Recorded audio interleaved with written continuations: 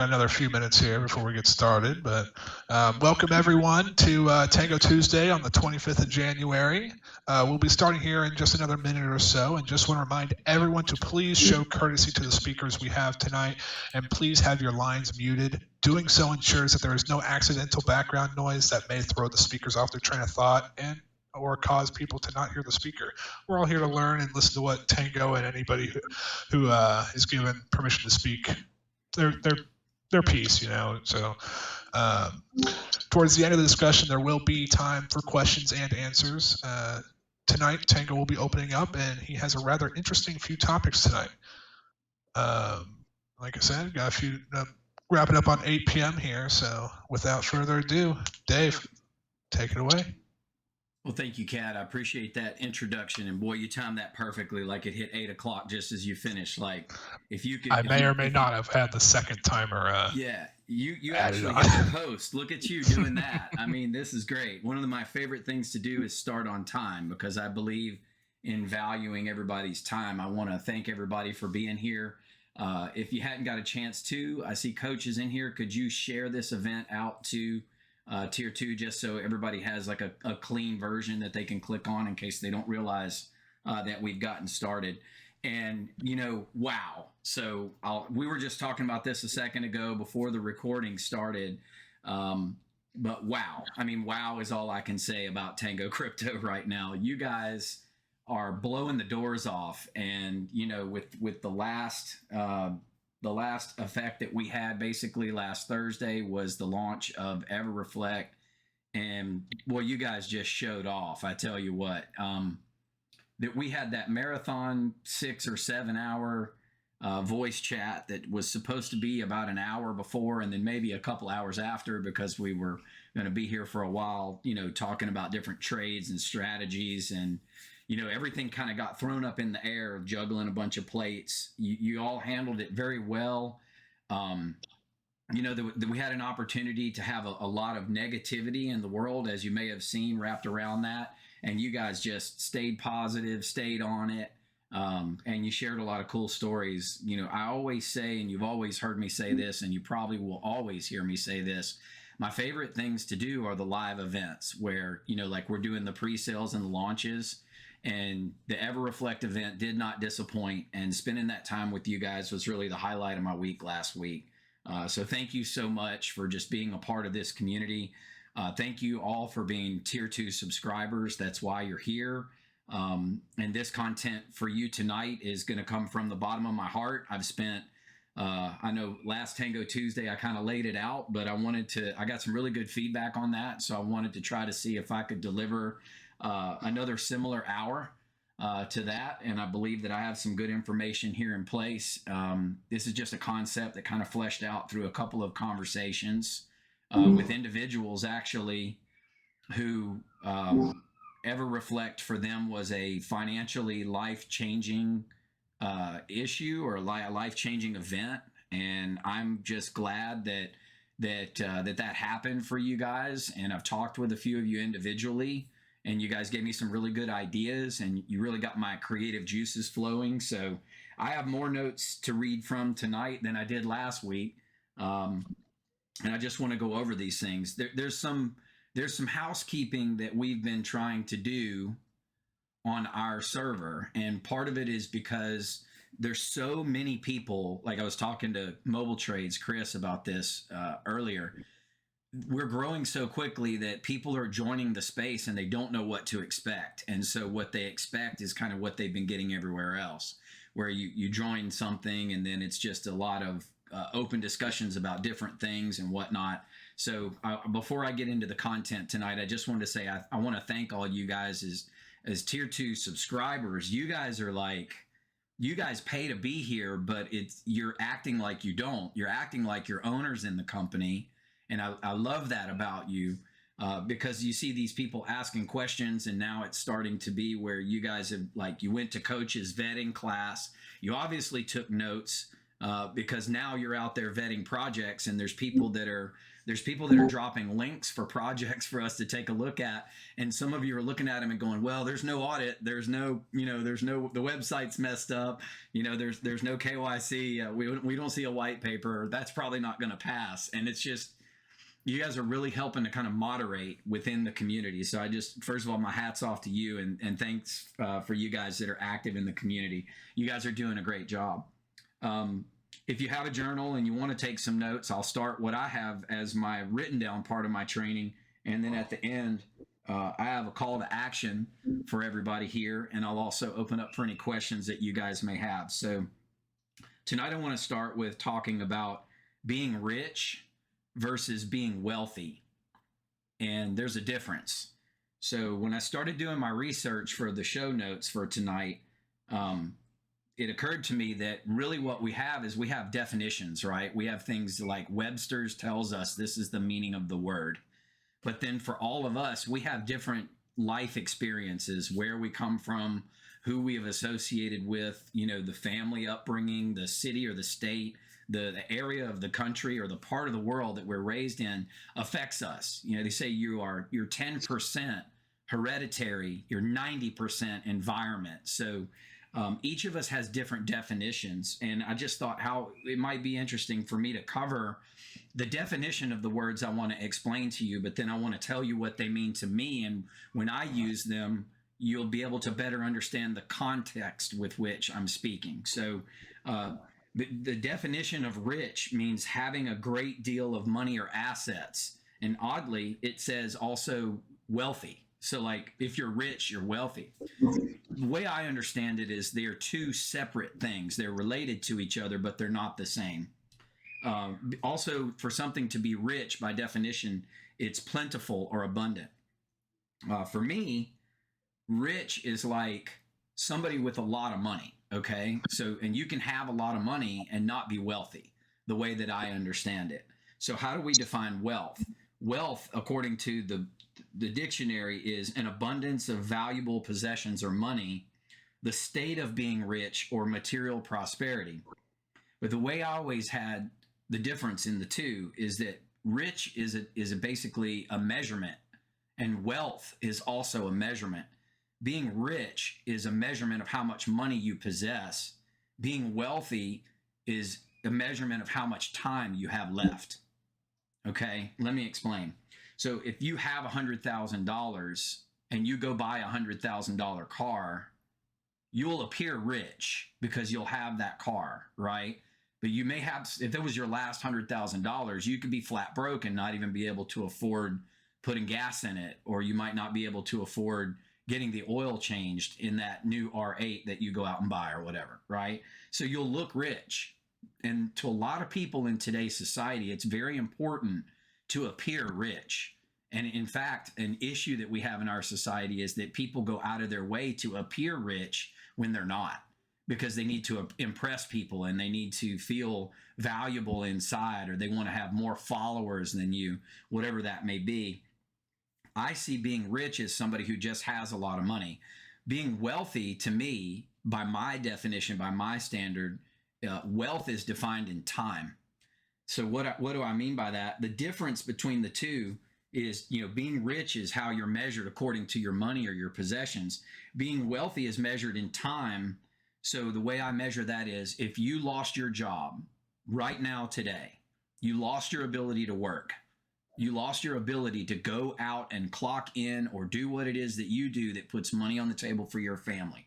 Basically, if you could not provide any more income for your family, how wealthy you are is how many days, weeks, months that it would take for you to run completely out of money and go flat broke.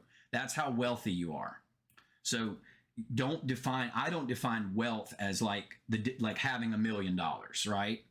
Because if I spend $10,000 a day and I have $1 million, I would have hundreds of days and I'd be out of money, or thousands of days, whatever it is. The issue is, if you make $5,000 a month, but you spend $3,000 a month, if you only have an extra $2,000 in your checking account right now and you lost your job, a month from now, you're going to be in a perilous situation.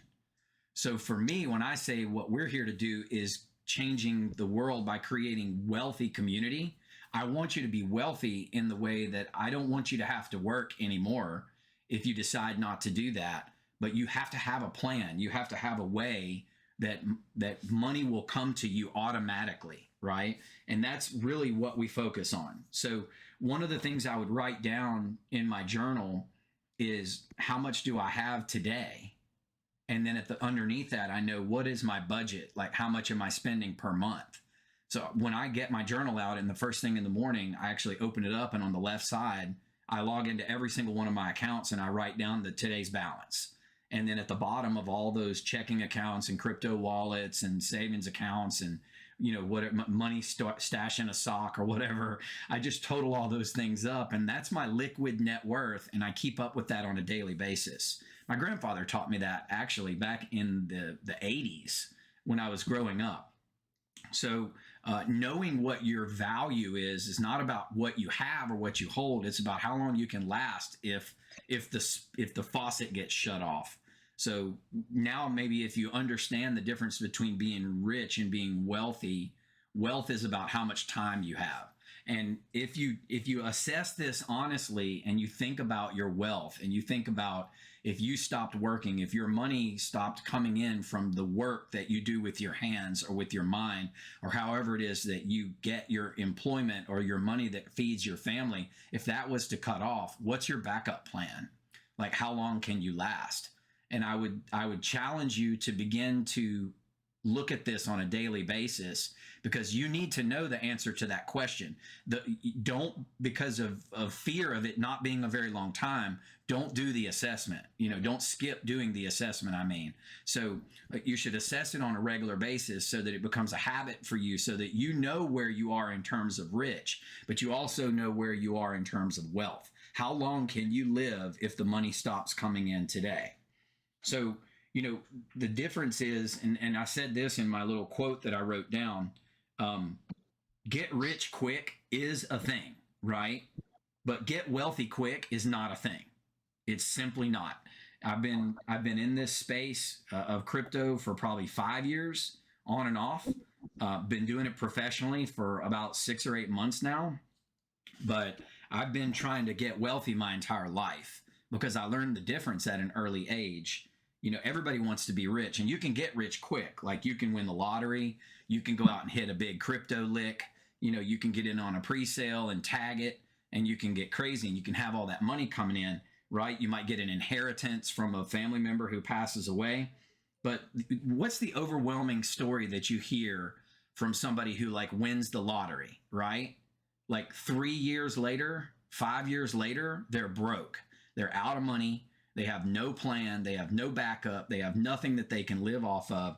And that's what scares me about getting rich quick, or creating some type of a get rich quick opportunity. That's the furthest thing that I would ever want to do, because all I would be doing is setting people up for failure. The reason we want to talk about wealth and being wealthy as part of our strategy in Tango Crypto is it goes back to that philosophy or strategy that I've always talked about from the beginning. You have to have a plan to create a way out, right? You have to have a plan for what you do on a daily basis. You have to know your budget. You have to set a target and set a goal based on what works inside of your money sphere. Like, you know what you spend on a monthly basis. If you don't, you should. And if you do, then you know what you need. You know what you need to have coming in. In most cases, I think they say 80% of the United States of America, 80% of families are like 2 paychecks away from being completely broke. I think they said there was a statistic back in the late 90s, early 2000s, where they said 60 to 70% of households in the United States are $500 away from filing bankruptcy. And that's just terrible. And I don't want that for any of you. I don't want it for anybody, really. But you guys are the lives that I can have an effect on to that end. And the purpose of Tango Crypto is to put you in a situation where that doesn't happen to you. Like, you don't run out of money. You have a plan. you have multiple streams of income, something that can really work for you. And then the last thing about the philosophy of being wealthy and strategy is you have to celebrate. Like when you have a day like Thursday, if you got in on that pre-sale and you made 30, 40, $50,000 that morning as a part of EverReflect, I know there's some of you in this room and that are listening right now that happened for you. And I'm so excited for you, but like you have to have a strategy so that money isn't gone in 2 weeks or that money isn't gone in 5 weeks. You know what I'm saying? Like you need to learn to take that and parlay it into something else. And that's where the 1X, 4X, 1X strategy really came from. It's about building wealth and it's about building long-term wealth. It's about building passive wealth. So I've had a few people ask me recently, like, what is it that we're doing? Why are we doing this? Right? They think we're doing it for money. They think we're doing it, for nefarious purposes. And the truth is we're not. If you take, and let's stick to kind of the theme here tonight, is breaking down by definition each term in our motto here at Tango Crypto. Let's talk about what the definition is, but then let's talk about what it means to us, what it should mean to us as Tango Crypto. So what do we always say? Long-term, passive, residual, income. These are different terms, but every single term matters. So I looked up the definition of long-term, and it says occurring over or relating to a long period of time. So what do we say about wealth? It's about time, right? So our long-term strategy is about developing these passive residual income streams so that you can be wealthy. Because if you have money coming in every day and it's coming in automatically, if you lose your job, break your leg, cut your arm off, something bad happens, God forbid, like you get sick, you can't work, something happens, a family member gets to the point where they rely on you completely and it doubles your budget and you don't have a way to double your income at your job. Like when the situation changes, you have to have an exit strategy. You have to begin with that end in mind. So we focus on long-term when we're building long-term passive residual income because we want this income to last, okay? The reason that we look for projects and the reason it takes us so long to vet some of these projects, the reason we're not dropping 2, 3, 4 coins on you every single day is because long term. We want something that's going to be here 1 year, 3 years, 5 years from now down the road so that you guys have something long term that you can stake yourself into, so to speak, with your 1X, 4X, 1X. And we learned something through EverReflect, right? We learned that 1X, 4X, 1X, going into EverReflect, it was more about put in 100 when it's worth 400, take out 100 and leave the 300 in there to get reflections, right? But for some of you that got in the pre-sale and a lot of us who got in right there at the very beginning, there were so many reflections coming in. We actually recouped our initial investment from the reflections that came out during the first few hours that EverReflect went live. So that actually gives us the power to change our 1X, 4X, 1X strategy. Not that we're going to change 1X, 4X, 1X, but let's just redefine or let's change what it means, that third term, the 1X, right? So now we're still saying 1X is the money we put in, and we're still saying 4X is where we want to try to take the money out. But the truth is, you don't have to take the money out if the reflecting token has such a high yield that you're getting your investment back into your pocket. You literally can call the BUSD rewards. You can call that your 1X if you put up 1,000 or 2,000 or 3,000 to get into the token, and then you make 5,000 in rewards during the first week. Wouldn't you agree that you've gotten your investment back at that point? So even better, you wouldn't have to deduct from your holdings the 1X because that would hurt your position. If you have 2 trillion tokens and you sold 500 billion tokens, you would get 25% less residual income or wealth from that investment for the rest of your life. And for me, I don't know about you, but I don't want to give up 25% if I don't have to. So we changed long term into that 1x 4x 1x. So now it can adapt, right? So you can judge it any way that you like, and I plan on trying to do a video to try to break this down and put it out on YouTube, so it's something that the whole world can benefit from, and maybe it'll attract some new people to us that would like to come here and learn. The second term is passive. So passive by definition means without active response or resistance. Passive to me means fire and forget, autopilot, forget about it, right? Set it and just let it run. Passive means to me that I don't have to be involved in it on a day-to-day basis, right? Passive to me is not being on pink sale every day trying to pick out which one's going to moon and which one's not, and then having to go in and just literally vet tokens every day, all day, constantly to find something today that I need to buy today because I'm being impulsive and I'm trying to get the next hit as fast as I can. To me, passive as an investor, as a strategy, as a philosophy, passive to me means find something really good, take the time to do it, and then instead of spending $100 every day buying these miscellaneous projects that may or may not work, I would save that $400, $500, $600 up and let it stack.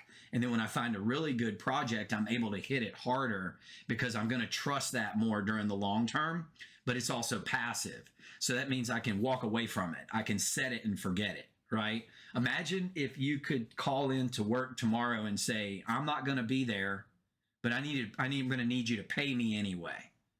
Some of you probably laughed. You're on mute, but I bet you probably cackled just a little bit, right? What would your boss tell you if you said, I'm not going to clock in tomorrow, but I need you to pay me anyway, right?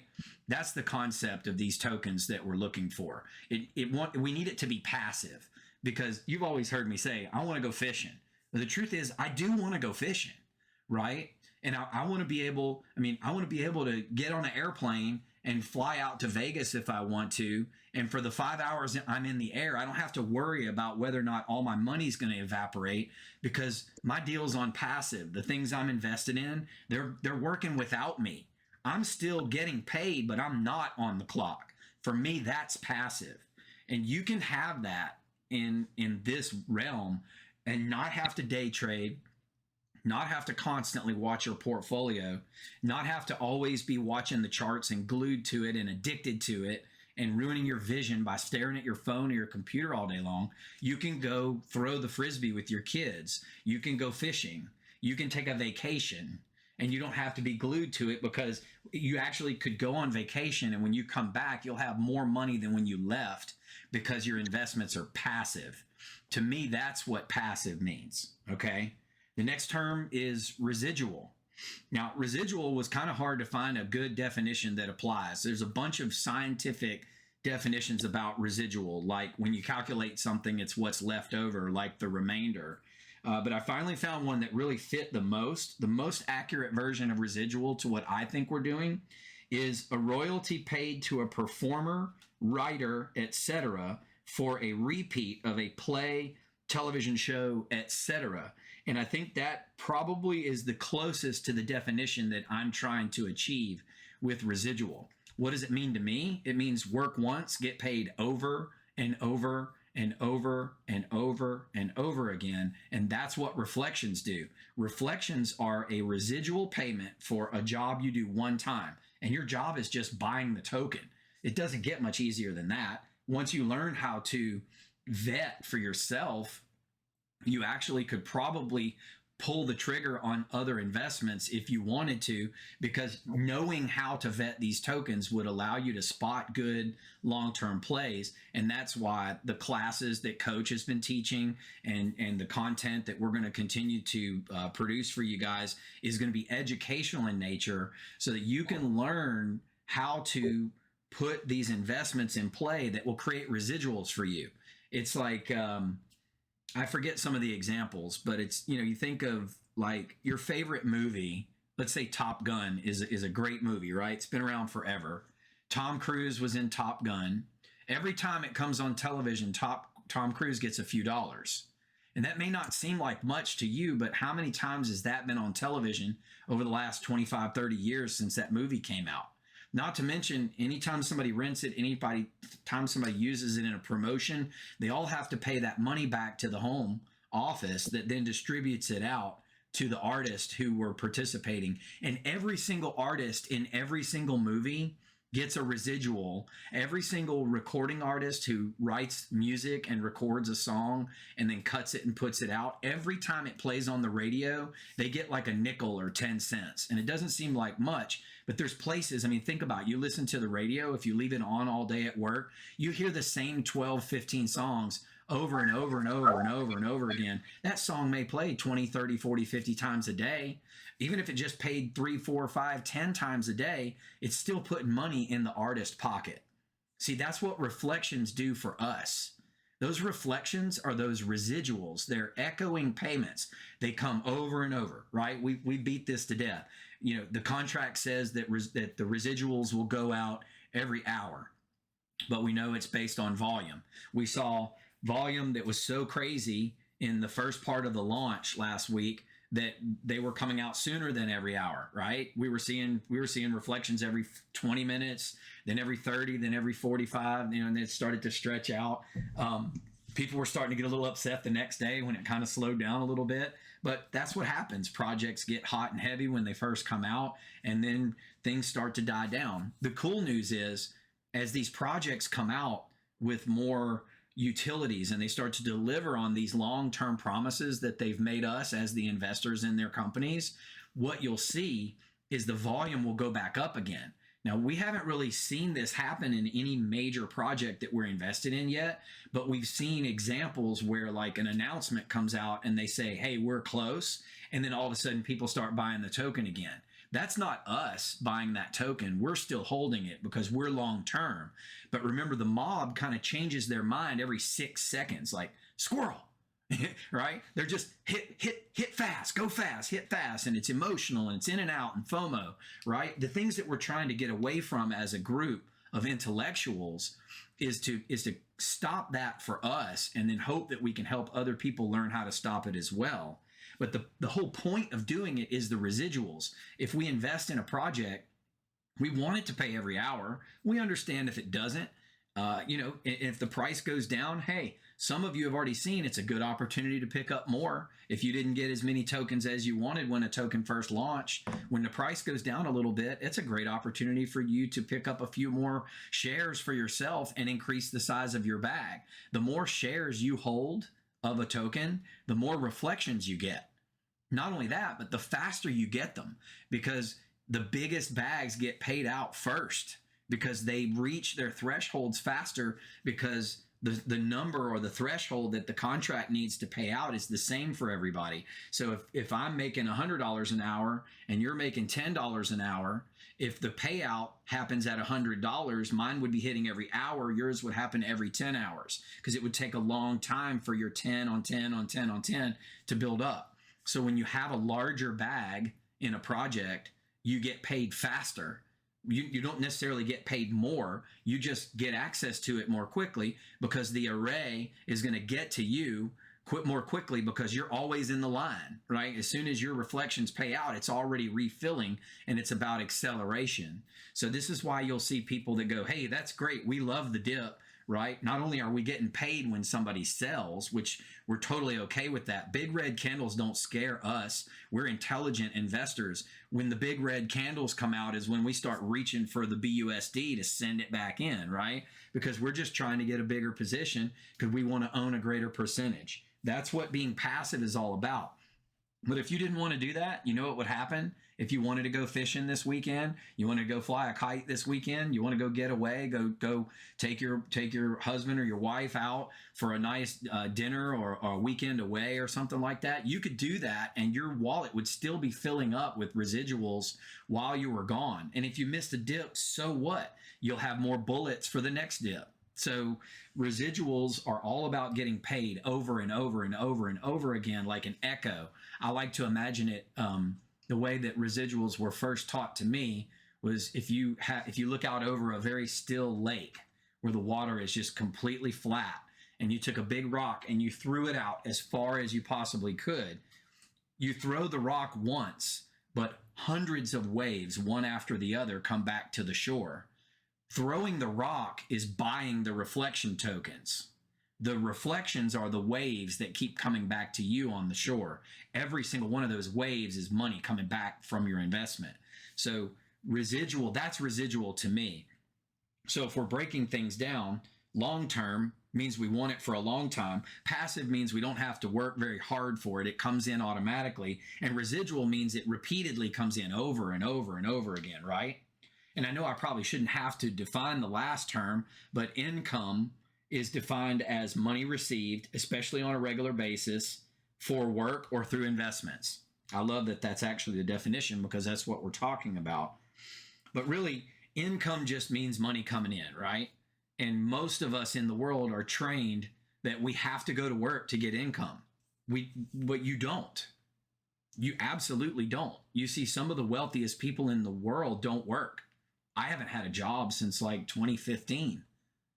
I'm doing just fine, right? Because I understand the difference between working for money and money working for me. It's a completely different universe. And if all you've ever known is working for money, well, hopefully what you can get from an education here is that you don't have to live in that sphere anymore. You can move out of that sphere and you can have money working for you. That's the point. That's what we're doing here at Tango Crypto. That's the idea. And each term matters in this string of definitions. So hopefully when you see that written out, long-term, passive, residual income, you'll understand what it means, not just by definition, but what it means to you. So your homework assignment or your thought process would be, determine what long-term means for you, what passive means for you, what residual means for you, and what income means for you. And write it down. Just like last week you wrote down your why, this week write down what passive, long-term passive residual income means to you. Each term matters. See, long-term is the foundation of wealth. We've already talked about wealth as being money that comes in so that we can live and be free and not have to go to work, because income is just going to work and doing your work and getting your check. But that's not going to make you wealthy. If you had a really good paying job, it might make you rich if you learn how to save and you could live off way less than what you bring in, and you start paying off your debts to where you don't have a house note, you don't have a car note, you don't have credit cards, you live off your cash. You're 100% liquid, and you have more money coming in from your investments every month than you spend on your necessary budget, right? So that's what long-term is about. It's about a foundation of wealth. If wealth is measured in time, long-term has to be your target. So you should have as a target, as written down in your goal, what your long-term goal is. And they say it's still January. We're almost into February now. But, most people at the top of the year, it's not just about going out and popping champagne bottles and watching the ball drop and kissing somebody on New Year's. Those things are fun. I would never not do those things. They're so exciting and so much of a blast, right? But a lot of people also, for New Year's Eve and New Year's Day and this time of the year, this is when they're writing down their goals. Most people think, what's my goal for 22? But if you're really smart and you're focused on long-term building a foundation of wealth, you shouldn't just have a 2022 goal. You should have a January goal. You should have like a roadmap, like a Q1, March. You should have the middle of the year, July. You should have the third quarter, like October. And then you should have the end of the year goal. And then not only that, you should have not just a 1-year plan, but you should have a 5-year plan, and you should have a 10-year plan. And they should be written down. Like in your journal, you should have a goals page or a dream page or a short-term, medium-term, long-term goal plan, so that what is your goal by it's the end of January now, but it's never too late to start, right? You don't have to be great to start journaling. You don't have to be great to start setting goals, but you do have to start if you ever want to become great at it. So if you set a goal now on the 25th of January, 2022, it's exactly 4 weeks, so to speak, until the end of February. So what's your goal for the end of February? Start with that. Write that in your journal tonight. Write it in your journal tomorrow after you contemplate on these terms. As you're defining what long-term means, though, also set a goal for the end of the year, the middle of the year, the beginning of next year, the middle of next year, 5 years from now, 10 years from now, and be specific. Like, what are these things that you want, right? The next thing, passive, is the best way to enjoy life. Passive is the best way to enjoy life because it requires little to no effort, right? And it's on autopilot. In flying, the fun part about flying is taking off and landing. And they say you're a really good pilot if you have an equal number of takeoffs and landings. My dad used to tell that joke, and it just never gets old, right? You should have a landing for every takeoff. If you don't, something's wrong, or you probably aren't going to tell the story about it. But in flying, the flight director or the autopilot is the fun thing to do, because when you're at 5,000 feet or 8,000 feet, you're looking at the world out that window, and everything is just different. Like, you can still see the cars, and you can still see the houses and their pools, and as you're flying over the country, you can see the people that have like stables with horses, and you fly up, like we used to always fly up to Tennessee for the football games on Saturdays. My dad is a Tennessee alumni, and we would fly up there to go to UT football games. And you would see the mountains, and we'd fly over Lookout Mountain in Georgia. If you've ever seen that area of the world, like, it's really cool driving through there in a car, and it's absolutely magnificent. But imagine flying over it at 5,000 feet in your own plane, right? The key to that type of thing, to be able to enjoy it, flying is very intensive. So you're like always on the stick, always on the radio, always scrolling through, checking all of your dials and gauges, making sure you're flying in the correct heading and you're not losing or gaining altitude, and you're checking for the weather around you. It's a lot of intensive things. But I can always remember what my dad would do is he would reach down and he would hit that flight director button. He would hit that autopilot button. And then when he did that, he would sit back and cross his arms, and then he would look over at me and he would just start a conversation. The plane would fly itself. It was autopilot. It was passive. We had some of the greatest conversations that I can remember with my father during those moments, flying over Philadelphia, Mississippi, and Memphis, Tennessee, and Knoxville, Tennessee, and New Orleans, Louisiana. He surprised me one year on my birthday with tickets to see the Saints play the Patriots on my birthday. And it was, Drew Brees versus Tom Brady, and it was my birthday, and it was just, I'll just never forget landing in New Orleans at night and seeing the bridges and the barges out on the water. And all of it was just my dad sitting just to the left of me with his arms crossed, and we're just having a conversation, just two dudes talking, right? The plane was flying itself. It was completely passive, weightless. And that's what you want. You don't want to have to go to work and grind and hate your existence. You want your money coming in to be passive. That's what this is. That's what crypto can create with these reflecting tokens. Each term matters. I keep saying this. Residual is the function. It's the function, right? So long-term is the foundation. Passive is the best way. Residual is the function. So you work once, you get paid over and over repeatedly. You just keep getting paid for what you've done. What you've done is very simple. You found a token, you like it, you check it out, you approve it. You listen to us, we say we approve it, we say we're going to buy it, we like it. Why do we like it? Because it's passive, because it pays residuals. It's a long-term income, right? So the function is just how that comes in. And what it compares to are like hourly wages.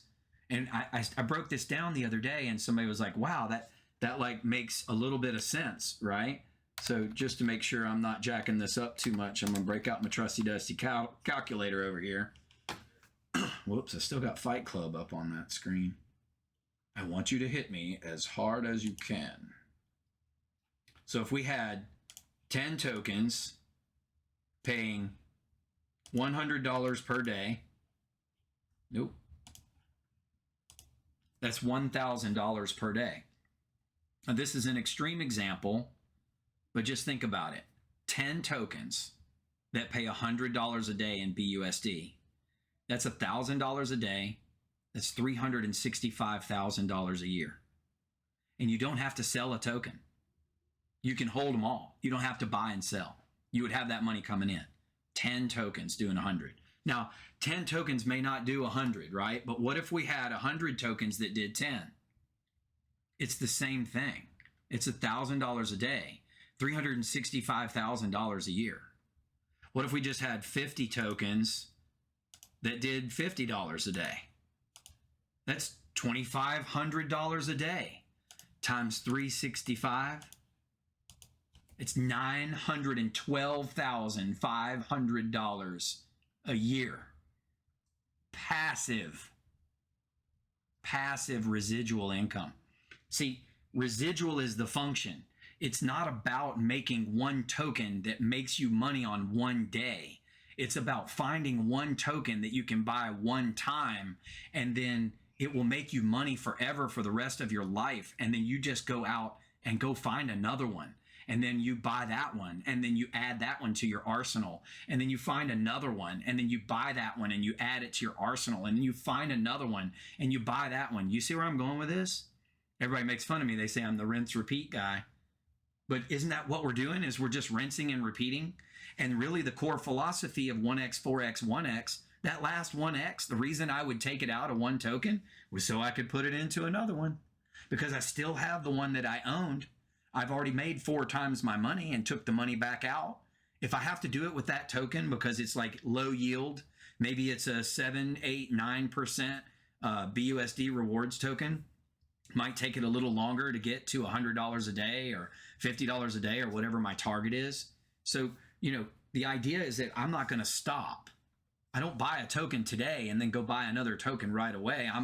It might take me a week to find another good token. In the meantime, I'm letting my BUSD just build up, because the more money I have when it's time to buy that next token, the more tokens I'm going to get, which means the higher percentage of the supply that I own, which means the higher reflection amounts I'm going to get over the long term. So the bottom line is residual is the function. And then the last part of each term matters. Income is the source. So long-term is the foundation, passive is the best, residual is the function, income is the source.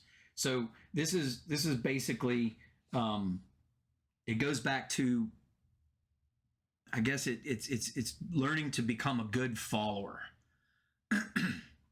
And the definition of a leader is somebody who has people that follow him or her, right? That's the definition of a leader. If you go out, and I think it was, one of the very first books that was ever written about this was called Think and Grow Rich by Napoleon Hill. And it was written in the 1930s. Back then, having $1 million would be like having $1 billion today. And he was commissioned to go out and interview the 13 most successful men of the time, like Rockefeller, Carnegie, Edison, all these people who had millions of dollars in the 1920s, 1930s. And it took him like 20 years, I think, to write the book or something, because it took him forever to do these interviews. And what happened, though, as he interviewed the wealthiest men in the world, he found out that he could drill down to them about 13 traits that they had in common. The overwhelming majority of people answered by saying they had multiple streams of income. And that's still in effect today. You see all these TikTok videos and stuff where the guy's driving the Lamborghini and they go, "What's the secret to being rich?" And they say hard work. It's not hard work. It is. Hard work is a component. But reality is it's having multiple streams of income. Right now, you have your job or whatever is paying you, and then you have your crypto money that's coming in. You might have a side hustle like eBay or Walmart store or Amazon store, right? For me, that's all I'm doing is for the last, 15 years of my adult life, what I've been trying to collect is every possible passive residual income stream that I can get my hands on. I want automatic money coming into my account while I'm asleep, and I don't have to work for it.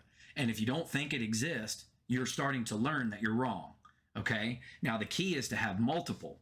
With our strategy, you can have multiple streams of income from one source, which is your crypto wallet, right? The more tokens that you have that pay on a regular daily basis, sending BUSD to your wallet every hour, every couple of hours. The reality is, if some of you have set up your BSC scan emails to notify you by email when you receive tokens into your wallet, you're starting to understand what I was smiling about when I say I love checking those emails, because Google can't keep up with it. They're literally getting 95 emails a day with money that was delivered into my wallet. 95 times today I was paid BUSD. 95 times. And I've only been doing this about 6 or 7, 8 months in the residual side of things. Imagine where you're going to be in 6 months if you just do this.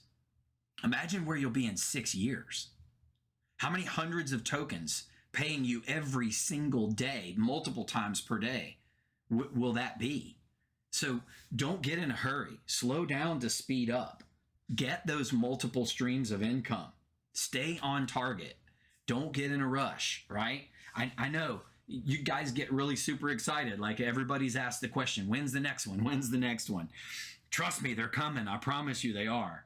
And we're heavy at work with a few that the interviews with the teams are just about finished. I had an outstanding video conference today with a couple of individuals that I won't name their names, but I will tell you that their project will be on our radar very, very soon. I can't say when exactly, but I know it will be in the next little bit.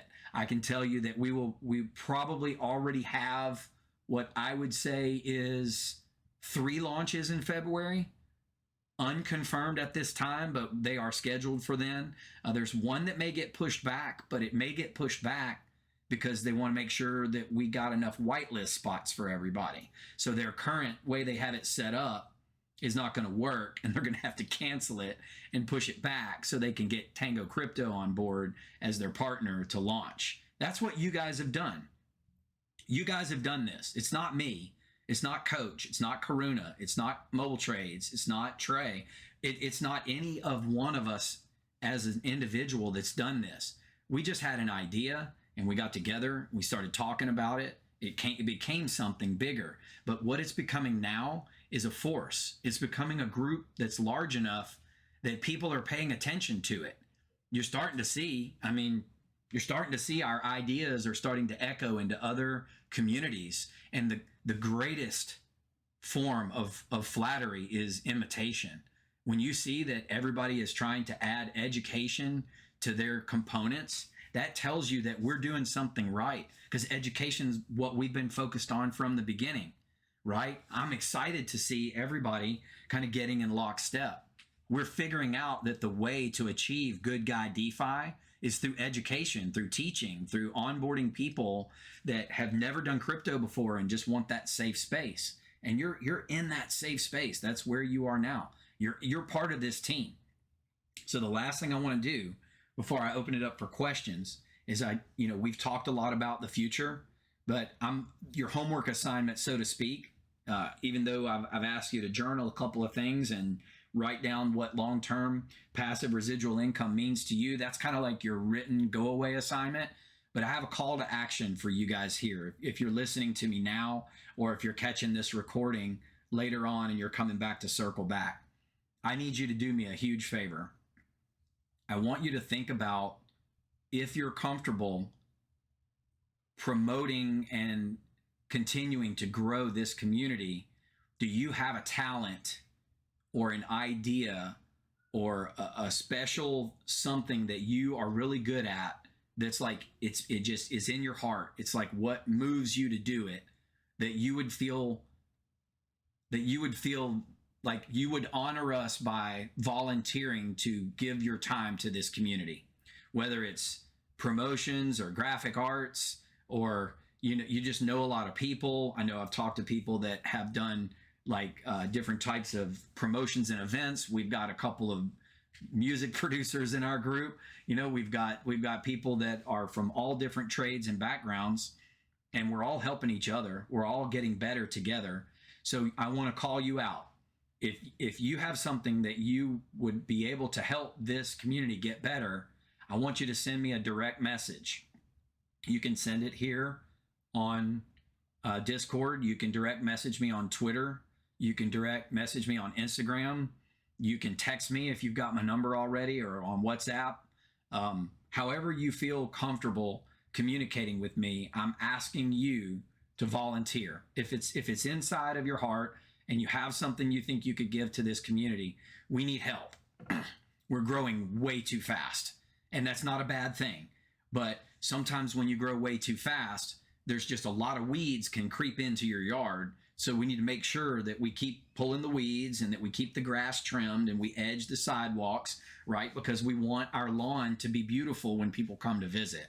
And part of what we're doing when our growth is only going to get bigger, because as we keep doing bigger and bigger AMAs for different communities, you notice how there's always an influx of people when we do an AMA for somebody. Like, we have AMAs starting to get scheduled out like multiple times. Keep your eye on the events tab. There's new ones coming for next week already that should be in pretty soon. Like, the negotiations are completed. We just got to have, we have a core team meeting and let the owners all consider that we're ready to pass these vetting so that we can move forward with some of these people who they're begging us to work with us. And we're just telling them, look, we will, but we've got to vet you first. And if you pass muster, then we'll give you access to our family. If not, we wish you the best of luck. And we're not going to say bad things about groups of people. We're just going to say this token doesn't pass. That's it. I don't like to have to explain why, because I don't like to spread negativity about other people's projects. I mean, we always say this: if we don't pass it, doesn't mean it won't make money.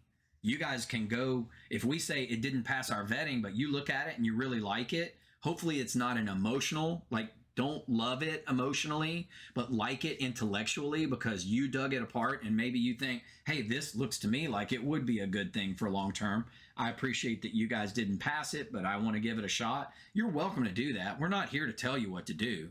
What we are here to do, though, is keep the focus on long-term, passive, residual income. So we're only going to vet projects that fit within that definition. And I hope that everybody can understand, appreciate, and accept that, because that's what we want to do. And we're doing it for a reason, because we don't need to be big just because we'll take anybody in. And we don't need to be big because we'll take people's money to just let them come and talk to our group. Their message needs to be the same as ours. And that's what vetting is all about. We might like the contract. It's like Coach said the other day, all these contracts are just copies of all these other contracts. There's not much difference in the contracts, right? So, it really comes down to, is there a project that has a 1 year, 5 year, 10-year life cycle? So when we say we like it, if you guys decide you like it and we all get involved in it, it is something that's going to provide long-term passive residual income to us and our families, because that's what we're here to do. I mean, at the end of the day, we're all friends. We're having fun. We're getting to know each other. We're gonna love each other and take care of each other. But really, what we're here to do is long-term, passive, residual income. I don't want to beat the horse, but it's beaten. There it is. I mean, that's what it's all about. So my call to action is, ideas are flowing. We want to promote from within, and we're looking for leaders that want to step up and help us to be more a part of the active motivation and the active activities, so to speak. With that, plus, we've hinted at some of the things we have coming up, which hopefully by the end of the week or maybe the middle of next week, we will have a schedule for our first convention, so to speak, like an in-person event where we're going to rent some conference space and try to fly. You guys can fly into Orlando in October and meet with us. We'll have presentations from stage. We'll have recognition for community members. We'll have fun events where we go out and have dinner and have drinks together, if that's something that interests you. And we'll have special guests that are going to also come attend this event. We'll have vendors. Hopefully we'll have merchandise. And we might even have a couple of special announcements that'll just be for the people that attend the event. So we want to try to get it locked up soon, because I know for some of you, you've got to, request time off in advance. You have to plan your family time, your vacation time. The good news is, it's Orlando, and that's what we're shooting for. So not only is it one of the cheapest cities to fly into, it's also one of the cheapest places to get hotel rooms. And you've got Disney, you've got Legoland, you've got the Adventure Islands, which actually I think the water parks are still open in October, believe it or not, because it's still going to be 80 degrees, 85 degrees. You've got Universal and the City Walk. There's just so many places that we can go and do things. But I come from a background of hosting these events, or at least participating as a leader at some of these events. And some of my fondest memories are those, sitting in the conference and taking notes while the speakers are speaking on stage, but also, sneaking out the back and having coffee with the owner of the company, sitting down and having lunch, breaking bread together, really just getting to know each other. And that's something that we need to do as a family. It's definitely something that will help to build our community, especially from people that are, on the outside looking in. When you guys are talking about how much you love this place, it'll be because you not only like what you get through your computer screen and your speakers, but you also have a chance to come sit down and hang out, maybe wrap a vacation around some learning, be able to write it off as a business expense, however you got that set up. So those are the things that I wanted to go through. I didn't believe that I would be able to talk for 54 minutes about all this, but I do want to see if anybody has any questions. This is a voice chat room, so you're able to unmute yourself. And I would hope if you have questions, we can do it in an orderly fashion. So if anybody has any questions or comments or anything, just go ahead. One of my thoughts on the wealth versus rich. So, you make a good point, but to me, the rich is having the money, the wealth is being able to generate the money. And I agree with everything you say. I definitely the long game is what it's about. So Good. Well, and thank you for being here. I know you're a new subscriber. I appreciate you being here. You're welcome. You're a part of our family, and stay as long as you like. Get to know everybody. I'm new to crypto and I don't play online much. I'm new to Discord, Telegram, all of it. So if I annoy y'all with questions, I'm sorry. There's no such thing. We love questions, so we're glad you're here. Thank you for that. Next up, I see Gonzo Body. You're unmuted. Gonzo, did you have a question? Yeah. Well, I'll make another comment while we wait. Okay. Another thing you're talking about in the reflections is yes, everybody needs to remember though you still have the value of the coin as well. So even though you're getting your reflections, whenever you do decide to, if you did decide to sell, the value of the coin is still there. So it's just an added bonus to me. That's true. Who else we got out there? I see a couple of the owners are online. You guys want to comment or add anything in? Nikki Jukebox, you unmuted. Nikki Jukebox, you got a question? Guess not. Chris, I see you're unmuted.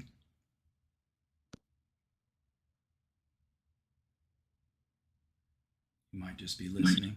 Okay. Well, Dave, I guess you left them speechless. There's Echo. Go ahead, Echo. Hey, good evening, everybody. Oh, good. Hey, Andrew, what's up, buddy? I didn't mean to cut everybody off. So I was getting into a conversation with a friend at work about the definition of liquid assets. He was of the opinion that the holding of, for an example, EverReflect isn't considered a liquid asset. And I was of the opinion that it was, and that I could liquidate that fairly quickly. What, I guess, in your opinion, it's absolutely a liquid asset, right? Well, the definition of liquid is that it can flow or you can move it around. So, I mean, with EverReflect or with any cryptocurrency, you have the right to buy it or sell it at any time. So if you decided you wanted to sell all of it, you might not. There are some restrictions. Some tokens have like gateways or speed limiters or, like anti-sell bot type things where if you have a large wallet, you may not be able to sell it all at once, but you could do it with multiple transactions, right? But in terms of liquidity, crypto is very liquid because you can literally have it.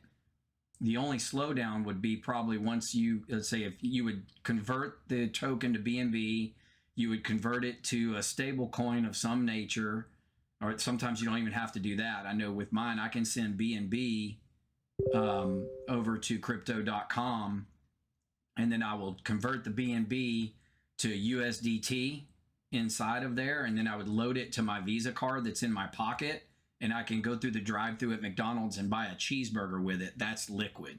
So in terms of putting it into cash in your pocket, it might take an extra day or two, only because if you are using an ACH, like the same way that, you know, like you get your paycheck direct deposited, but you don't get it right away, like it takes overnight sometimes to get it.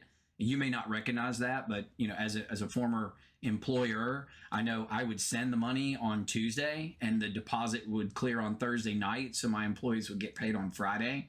And it's, you know, it's like some of these places advertise that you can get your check a couple of days early.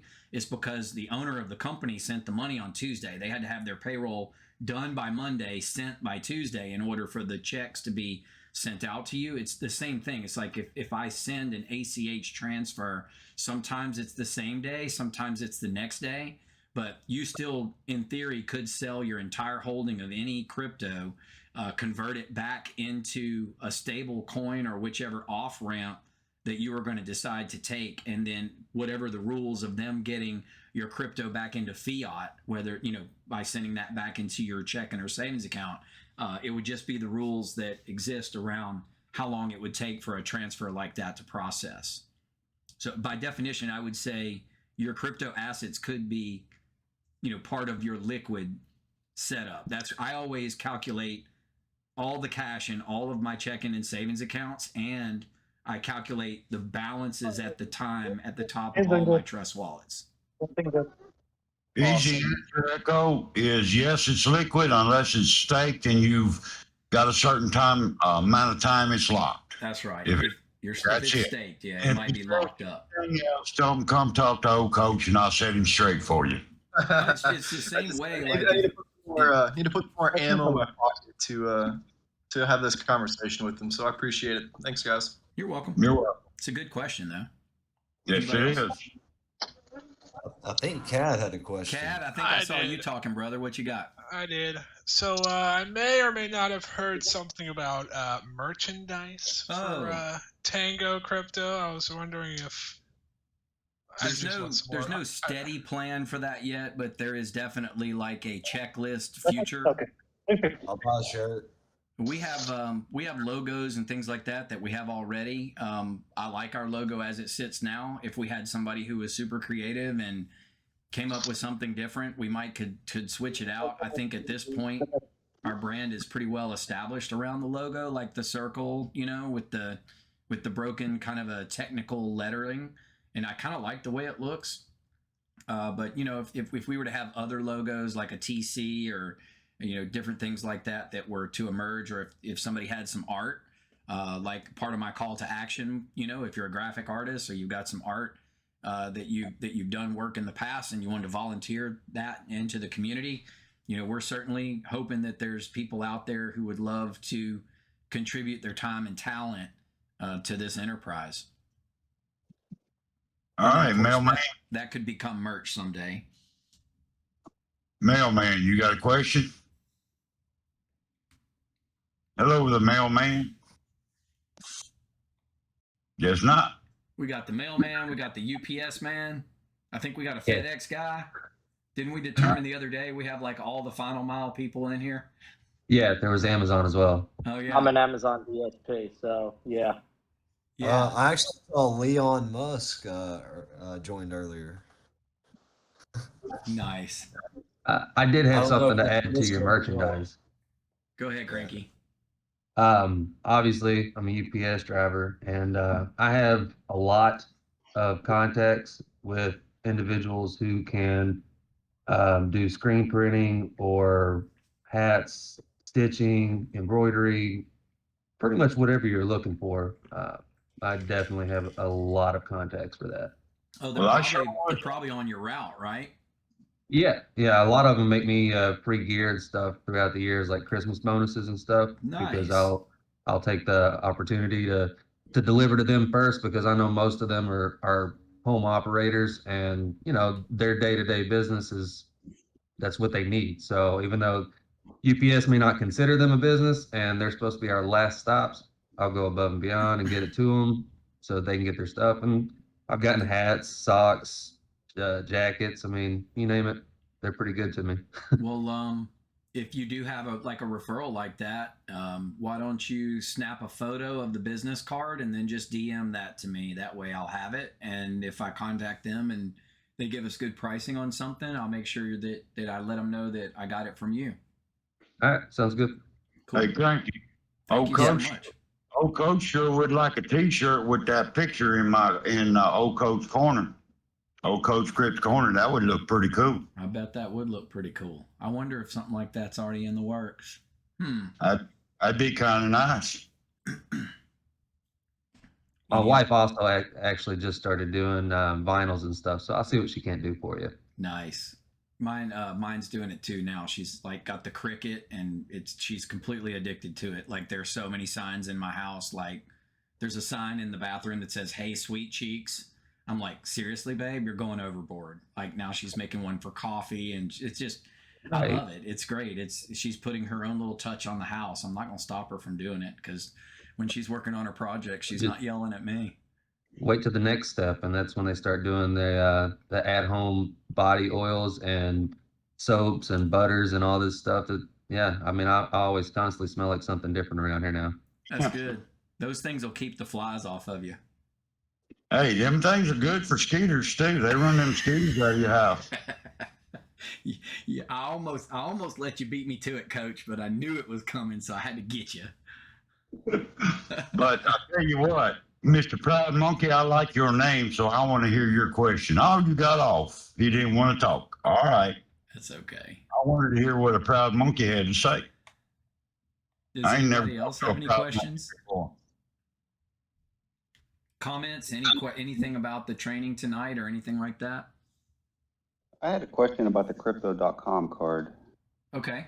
I'm travel a lot. I get credit card fraud 2 or 3 times a year. Is the crypto.com card insured? Is it handled the same way as a bank card or American Express, or they handle the fraud, just cover it? It actually, the one I have is not a credit card. It's actually a Visa debit card.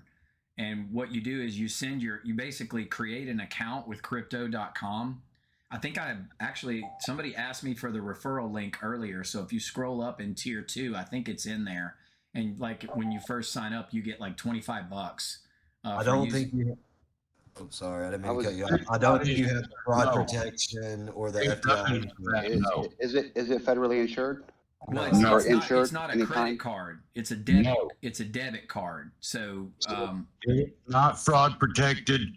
It's crypto. It's just I'm sorry to say it that way, but it ain't. Well, and it's like a prepaid card. So like if you ever had a green dot or something like that, where you can go to Walmart and hand them $20 and they'll load it onto the card, and then you can use that card until it's out of money. It works the same way with the crypto.com Visa.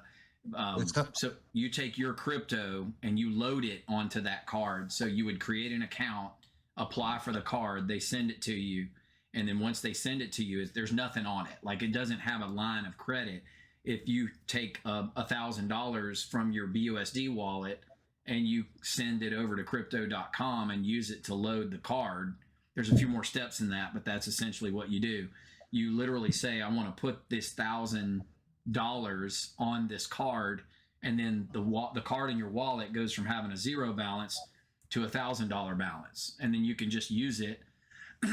I get an email instantly every time I use it. So if I swipe it, like it sends me an email, and I get a notice on my phone through the crypto.com app.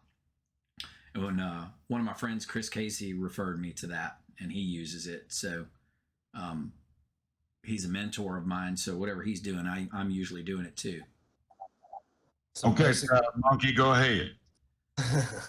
What I was just gonna say is, I'm pretty sure it's just like the Cash App card, like on the Bitcoin. Like even though you have Bitcoin on Cash App, the Cash App card is useless until you sell the Bitcoin for cash, so you have the cash on the card. Right, but it's not a guaranteed card. There's no fraud protection. It's no nothing. It's just like cash in your wallet. Yep. If somebody steals Actually, it there is, Coach. I'm reading it right now. on the crypto.com, they have a fraud protection on it. You can call them up and they'll credit back your funds. From what I'm reading right here for Visa's zero liability policy, in addition to the limitations on liability described above, you will not be liable for unauthorized use that occurs after you notify us of loss, theft, or unauthorized use of your card. I'll tell you what, I'll look into that one. I'll look into that tomorrow and make dang sure. Watch. Because they did. Coach they gonna did- get him a card. That's after they get it though. So anything, or after you report it missing, so they don't reimburse you for what they steal before you report it missing. So it's basically you call Well, them, they cancel the card, so you can't use it. If So it's according to the actual, like, I used to be a risk management specialist. I had a certification in identity theft risk management, and the way it worked, they changed the banking laws back in like 2012 or 2010. It was 2010. There was so much fraud going on that they changed it where you had 24 hours to notify the bank. If you notify them within 24 hours, it's 100% covered. If it's after 48 hours, it's 50% covered. And I think if it's after 30 days, it was at the bank's discretion. So that was another reason why I brought up that it is a Visa branded item. So it comes with Visa's protection, but theirs is going to be a 24-hour notice. So the convenience feature is that 48. Is it 48?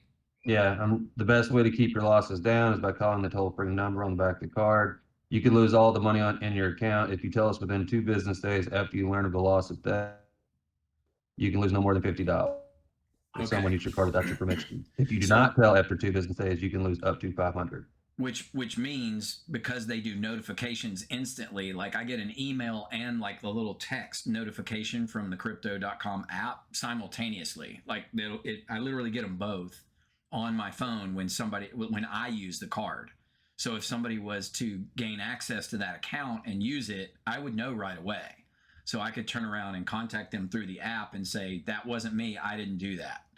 And then, so you wouldn't even be 48 minutes. You could notify them of the fraud, and they would, at that point, if you notified, they could put a lock on the card. You actually do have inside the app, it says lock this card, and if you touch that button, it locks the card. So if you really wanted to be super secure with it, you could just lock it until you're going to use it, and then open up your phone and hit unlock right before you check out wherever you are, and then lock it right back.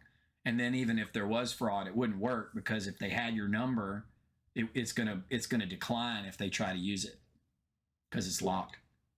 But just so you know, folks, I've got that Visa fraud protection on a bunch of them cards, and it works because they'll contact you and they'll shut the account down. You won't let you use the card. They'll ship you a new card. Yep. But it takes a month of Sundays to get your money back. It don't happen overnight. Yeah, the money's not instant, but if you do the notification, then you're going to go through their fraud process, whatever that is, and it's usually an investigation. Like I have a few of my business accounts are with Bank of America. Every single time I've ever opened an account with Bank of America, it seems like within the first 3 days, I get a fraud alert, and if I hadn't opened 5 or 6 of these bank accounts, and it happened almost every single time, I wouldn't say bad things, and I'm not. I'm still a Bank of America customer, but they end up with a lot of fraud. And then the second time it happens, they start asking you, well, what are you doing that people are getting access to your card? And I'm like, I don't know. Somebody used the card before it ever even got to me in the mail. How is that even possible? But they would give you the money back, and then they would do an investigation. If they determined that the investigation was in your favor, then they would let you keep the money they gave you. If they determined it wasn't, then they would debit your account for that amount. So if like they determined that it was something you did, like it showed up as card present, or when you put the chip in, they know that it's physically there. They would, like, if you tried to do a fraud, get skinny with them and try to charge something and then say the next day that it was fraud, they would be able to determine that it wasn't. Then you'd still lose that money, but it might take 30 days for them to finish their investigation. Some cases, like, it's 90 days. Just depends on the bank themselves, and that's why when those credit cards come to your house, there's like 30 pages, and you got to read all the fine print. That's where the answer to that question really is inside that paperwork. But I'm gonna tell you something. Don't hold your breath. Right. Just if you're looking for them to reimburse something got stole from you, if you need it right, you in trouble. So take digital money's digital money. That's just the way it is. The only way I know it's safe is dig that hole in your backyard and plant a tree on top of it. Cause ain't nobody gonna dig up a tree. I'll dig the shit out of a tree for some money. If it's got a bunch of money under it, I will. What's your What's address? what's your address, Coach? You're I'm fixing gonna to see me clean like your a land beaver out for in the you. backyard. Remember what I told y'all? Y'all welcome to come to my house any old time you want to, but you're gonna have to make it out. That's all I can tell you. Hey, Coach, that's how you get your land cleared for free. You just tell somebody you put your crypto password under one of them. Coach got a bunch of trees cut, and he found out they weren't going to grind the stumps. Now he's going to tell somebody there's money under all the stumps.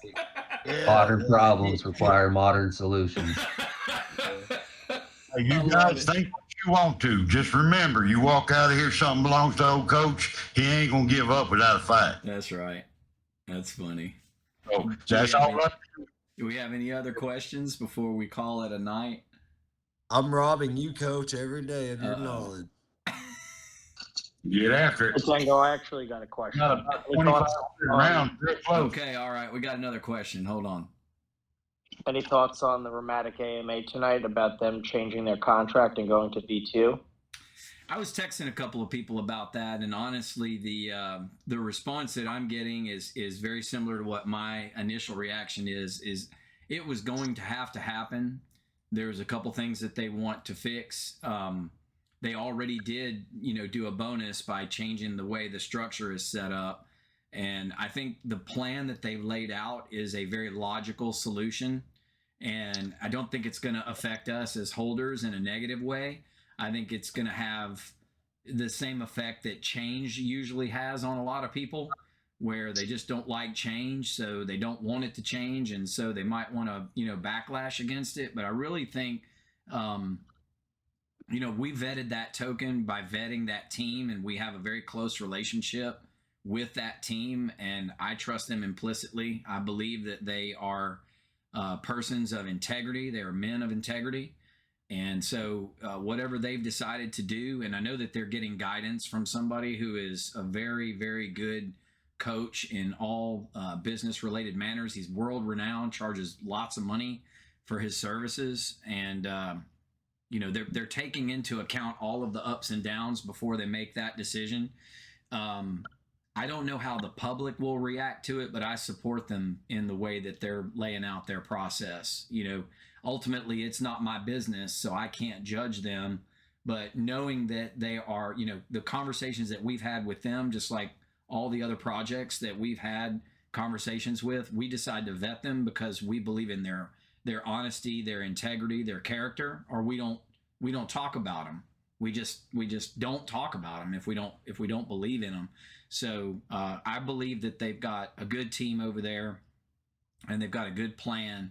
As you can see, I mean, their slide decks on their AMAs are just insane. I feel like I'm in a boardroom at Microsoft, watching them do a sales pitch. It's very well put together. And so just the amount of time that they put into a slide deck should tell you how they approach a problem. I think moving to V2 is going to be a good thing for them in the long run.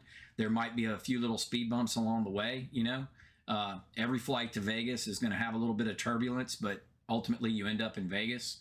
So I think that's probably the way I would approach this problem is trust the team, give them a chance to get it right, and let them fix their problems that they have. I want to tell you that contract that they got is out on about 6 successful projects right now. So they're not going to be the only one doing a V2. Yeah. It's a tough contract. I had a lot of problems with it when we vetted it, and we had a lot of discussion about them problems I had with it. And but they're doing a very smart thing because they want their business to grow, and that contract is limiting them to their business growing the direction they want. So they're going to a V2. To me, that's a very smart thing to do. Well, and Very they have a plan to sell to the government sector. No, only one I have is loaded cap, right? Do what? Yeah, cones a lot. Easy one. What's that? Shane 11. Talk a little bit slower and get closer to your mic. He may have been accidentally unmuted. Well, I guess what I was trying to say was, they intend to be $1 billion company, and they intend to sell to municipalities and government entities. They've hired, they used a basic standard contract to begin with, but they've hired a group of Solidity devs to build their second contract. So they're ultimately going to have to deploy another contract anyway, because they're going to upgrade from, the boilerplate contract that they're using to something that's a little bit more complicated, but will also pass, government guidelines so that they can win these bids to literally sell this voting software to cities and counties and possibly even states and the federal government. So it's, the long-term plan is that Rematic would be actually the machines that you vote on when you go to vote in the elections. That's their long-term strategy. But to get there, they have to design a product that when they go out and do RFPs to let bids, they have to have something that meets those government guidelines. So part of the reason they've hired these Solidity devs is to build a contract that is ironclad and can work, especially if you've been in America more than a few years. The last presidential election, there was a lot of question about election integrity, and the purpose of bringing blockchain to the voting software is so that there's 100% accountability from the instant that ballot leaves the voter's hand and goes into the machine. It's 100% accounted for. And it's literally, with that situation, if all the machines were using blockchain, you'd know the results instantly, or within a few minutes of the polls closing. You'd have the answer to who won the election, within minutes, not waiting all the hours. You would literally just see the states light up in, red or blue, whatever it is, and you would know who the winner is quickly. And there would be an audit trail, and there would be no way to fake or mix up or change or alter or fraudulently use the vote. It would be one vote, and no changing it, nothing. So that's part of the long-term structure. I intentionally asked them that question when they did their AMA with us a couple weeks back. And there's a replay of that AMA on my YouTube channel if you want to go back and watch it, because they did answer that is their long-term play. So for me, that's an ambitious goal, but it's also a really good long-term token. Like, I have a lot of Rematic tokens. I'm literally, I hadn't checked it in the last few hours, but I'm about to hit another benchmark on how much Evergrow they've paid me with 2.5 billion shares of Evergrow that I've already received from holding that token, because we found Rematic early enough that we got in the pre-sale. So it's just another kind of a feather in our cap, or notch on our belt, so to speak. It's definitely some, our allegiance with them and our relationship with them is something that has been a benefit to both of us. So I think it's definitely a nice good getting thing. in on that whitelist for that. So you can't always hit on all the projects, but you got to put faith behind the projects that you go into wholeheartedly. For sure. And I think V2 is it's going to happen.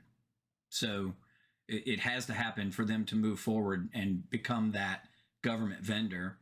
But once they become that government vendor, just imagine all that volume that would come from all those government sales. and all those transfers, because they literally will have to issue a token or a series of tokens, I believe, to each one of the votes that goes through in order for it to process. So, I mean, just imagine millions of votes in one night going through. And that's not just, the presidential election every 4 years. It would be every, if they sell it to a city or a county or a municipality, a parish, however that may work, you would see all that volume coming from all those usages, because that would be how they sell their product.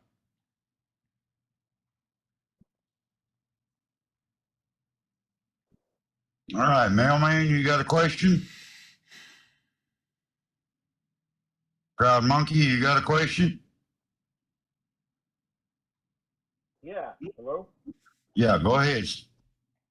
Yeah. First off, thank you so much. I'm kind of over here. I'm a chef instructor. I'm going, how can I contribute at all in this crypto world? And I think I got it figured out, man. You guys probably need a personal chef, don't you? For your office? Yeah, well, you cook beef. If you cook beef, man, you need to talk. Beef? Beef, yeah. Steph? Beef. Yeah, well, then, man, you need to talk. You can contribute pretty dang good. He wants your recipes. A lot of beef. I eat beef and taters every day, so as long as you cook beef and taters, me and you gonna get along great. That is gourmet at its finest, Absolutely. All right. I've eaten some gourmet beef stuff too, just the heppins are kind of small. I like the big heppin, the whole plate covered, not just a little corner of it. Right. We'll get in touch with them, man. Yeah, yes, sir. I'm definitely gonna be remembering that Proud Monkey name. I told y'all I wanted to hear a Proud Monkey talk, and I sure I did.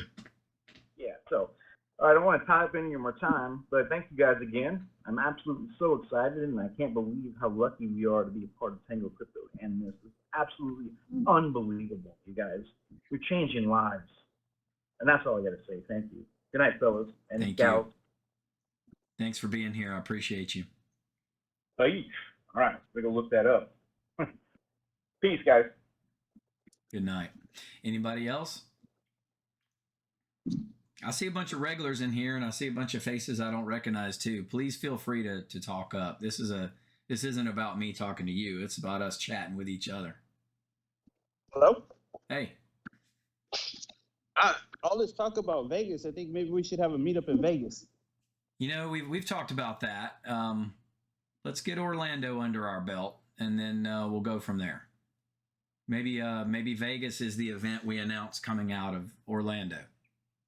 Well, I'll tell you this, I ain't that far from Vegas, only about hop, skip, and a jump. So maybe one of these days I might just drive west. How's that? I'm always here. All right. Well, you won't be surprised if I show up. Karuna's out there right now. I just talked to him a little while ago. He ate at Wolfgang Puck's last night.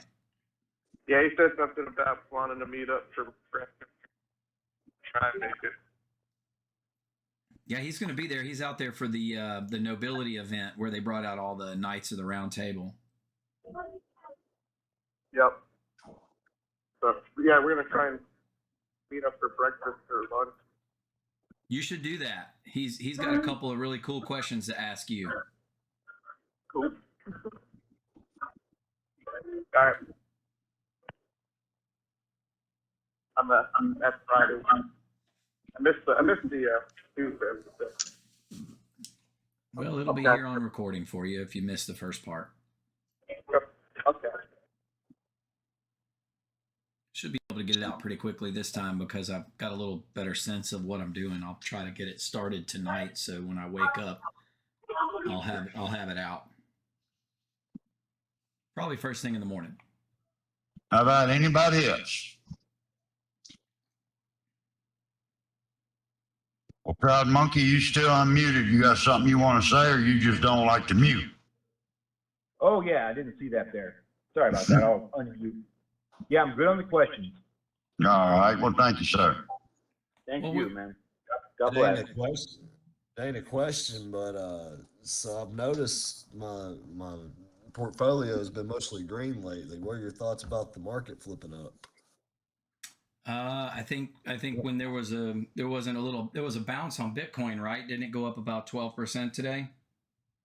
Yeah, I mean, I've got like Everflex up 60% right now. It's Well, booming in the last hour. I think But Everflect might be the mobile trades effect. He did drop a video about him yeah, today. no, he needs to drop about 400 more videos and then tell me to sell.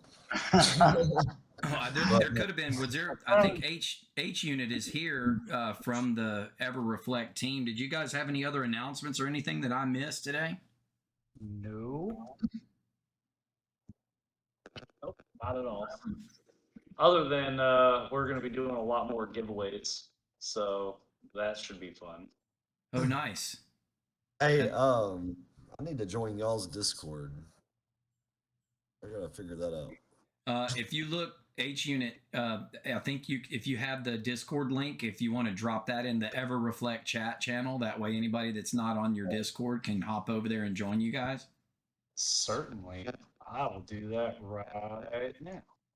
Cool. Yeah, drop the TG too. It's pretty damn active right now. Yeah, Telegram stays active for that group, and I know EJ and a bunch of them stay in Telegram. So if you have any questions about Everflect, you can always ask in our channels here. It just might not be answered very quickly, but I do know that Hunter's over here and EJ's over here quite a bit, just interacting with you guys and picking up on what we're doing, because they're subscribers as well. Did anybody listen to the Fed talk today or know what's going on with that? That may have been the reason for the bounce. Did they raise rates? I don't know. I didn't hear. It's tomorrow. It is tomorrow? Yep, 2:30. Minutes start at 2 and it's at 2:30. Oh, that's great. I'll be home in there time to see The only it. news I heard today was about the outbreak monkeys. Hey, KUB31, I'm gonna tell you a little something about them red and greens in your wallet. If you try to figure out why, you're gonna go crazy. That's a long class. Don't sign up for that class. That's what you'll Joe Rogan used to say. I just like the color green. Figure out why. Just be thankful when they're green, and be patient when they're red. And if you got a little extra, red means buy. It's just the opposite of driving down the street. Green means go and red means stop on the road. But in crypto, green means stop buying and red means start buying. Yeah. So that's what red and green means. It don't mean it's good. It don't mean it's bad. It just means red means buy, green means hold or sell. And that's another thing that I had written down, but I forgot to say it, I think, is part of the passive strategy is you don't have to worry about that. That's exactly right. If you have a bunch of reflecting tokens, who cares what the Fed says? I mean, if they say, oh, we're going to raise rates, and then the market adjusts to that, it doesn't matter, because if you own a token and people sell it, as long as you don't sell, you get reflections off them selling that token. And if then the Fed says, oh, we're going to lower rates and things are going to be great, and everybody goes out and buys, you get reflections off that. So it's completely passive to hold a reflecting token. And I try not to disparage it, but what I don't try to like draw lines on charts and do analysis of crypto, because as far as I'm concerned, I would waste the time drawing the lines on the chart, and it's not going to do what I predict anyway. And that's not what I'm worried about. I just know if I buy it and it's supposed to pay me 15% rewards or 10% rewards or 8% rewards, I just hope somebody's trading it. Whether it goes up or down doesn't matter to me, because I get paid either way. So do you. Yep. But I'm just telling you, it's really, there's folks out there that people pay a whole lot of money to do TA for them. And I'm telling you, put that money in your pocket. Don't pay somebody to tell you what them squiggly lines are doing, because you can't tell what a flock of birds is going to do. You can't tell what a herd of cattle are going to do. And you sure can't tell what a herd of people are going to do. You just can't tell. That's right. That's the way it is. So just enjoy the reds if you got money to buy, and enjoy the greens if you want to spend some money. Because that's the time you sell, when it's green and it's up. Now that's on a static token. On the ones that Tango talks about and I talk about in this Discord, Well, you just want it to do what it's going to do, up or down. It don't matter. Ain't nothing stopping you, Will Rice. Whenever you're ready. Yeah, I've been waiting for him. He's been in and out a couple times. What Come you on, doing, Will. Weiss? Eh? Speak up, Mississippi boy. Well, I done got a little bit in the vino, boys. Oh, I was gonna say, have you finished up that surplus from your wedding yet, or are you still getting into those cases? 70 bottles, 70 extra bottles went down in 3 weeks. We had 3 bottles left in 3 weeks. We had a little too much fun after that, after the honeymoon. But getting settled back in, I was down close in your neck of the woods. I was in Jacksonville, then Orlando. Left Orlando this morning. I'm in Destin right now. Huh? You came right by me and you didn't say hi. Yeah, I was dipping, man. I had to do real work, pay the bills, so that this passive stuff, hopefully, sooner or later kicks off, where I don't have to go visit them so much anymore. So yeah, it's been good. I was gonna try to dip down there if I had an extra day, but I get back to Mississippi tomorrow. Well, if you're staying the night in Destin, you can't be complaining. No, I'm not complaining. I'm waiting on my buddy to get off. And I've got, like I said, I'm in the vino. We got some steaks and stuff to cook and hang out tonight. I hadn't seen him since the wedding. So it's all good. It's been a good day. I was driving back, watching the charts on, driving the truck, watching the charts and stuff as the EverReflect stuff went off. So good day today, guys. Good day. Good day, Tango Crypto. Good day for all our members, friends, family, everybody out there. Had a really good day today. I can hear the happiness in your voice, and it makes me happy, Will. I know, right? Right. I love you. I love you, bro. Love you. Will, I've known Will since high school. We've known each other a long time. So he's actually one of the founding members of our group. So thank you, Will. I appreciate you still being here. I love all you guys, man. Anybody else? All right. Well, you can go ahead and cut it off. Big B21, go ahead. You unmuted. Yes, sir. Can I ask any comment on EverEarn and their launch later on this week? We've not vetted that token. EverEarn? EverEarn? Which one was it, Big B? Yeah, it was EverEarn. I just saw it was being passed throughout the chat a little bit this week. Some issues with that thing, and it's not very popular in our discussions. I'll leave it at that right now. Yeah, we're not to the point of calling it in or out just yet. We keep your eyes on the there's a channel over there called Token Calls Official. It's in the tier 2 investor area, and that's when we drop them, we usually drop them in there first. It's the first channel under tier 2 investor. You can also, if you've got a question, sometimes it's good just click on that channel and then do a search for the name, and you'll be able to see the name, because usually the calls have the name of the token in them. So if we say pass or did not pass, it'll be in Token Calls Official. You just got to click on that channel and then just do a search for the name of the token. Any other questions? Well, all right, guys. I appreciate you guys being here for another Tango Tuesday. I appreciate CAD for the introduction today, and thank you, Coach, for moderating and help me keeping everybody lined up and tight. And thanks to all of you guys for making time to be here, listening to this old guy just talk all night. So you guys have a good night, and we will see you on the next Tango Tuesday. Y'all have a good night.